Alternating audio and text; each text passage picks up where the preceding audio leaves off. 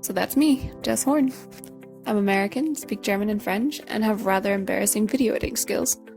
But why am I the ideal candidate for the University of Amsterdam summer course Planning the Cycling City? I think I'm most interested in the barriers to cycling infrastructure implementation. I've read a lot of studies about this and realized with respect to Eastern and Western contexts that they're regionally just very different. So I'd be excited to learn about them within a city and a country that are kind of globally accepted to be the standard of the best case scenario for implementation. I'd also be excited to see some of the links between cycling planning and social inclusion and gentrification, and also climate protection. I'm personally most motivated by emission reductions and public health. I think these are two links that Copenhagen makes really well. And I'd be excited to see how Amsterdam does it, and would be really excited to bring these lessons to wherever I end up working, hopefully as a cycling planner in the future. So I'm going to use my cycling commute across Berlin to tell you about my background and passion for cycling, but also to demonstrate some of the issues within the city. I'm from a car-oriented suburb of Boston.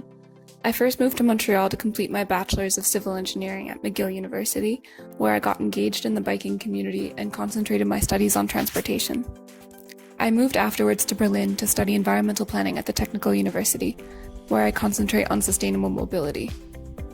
In March, I'll begin my thesis, which will be an analysis of an eastern-western bike connection between Schöneberg and Tempelhof, creating alternative designs and analyzing potential financial, social, and environmental impacts with various local stakeholders. My bachelor allows me to bring a technical lens to cycling planning, while my master's has allowed me to broaden my perspective to include environmental and social considerations to mobility. So when I consider the biggest problems to my city, I'm going to talk about Berlin, but of course there are a lot of issues with Boston and Montreal as well. I think in Berlin, you'll often hear the biggest issue is the lack of appropriate infrastructure. And this is the perfect example. So going around this left corner, it's an unprotected intersection. There's no infrastructure to help any of these cyclists, and yet these commuting volumes are consistent every day. But it's also specifically protected bike lanes that are needed. Berlin classically implements these 1 meter lanes on the road with no protection, raising the gender gap in cycling and inaccessibility. Despite its 1.5 million trips per day, the city has a long way to go to improve accessibility.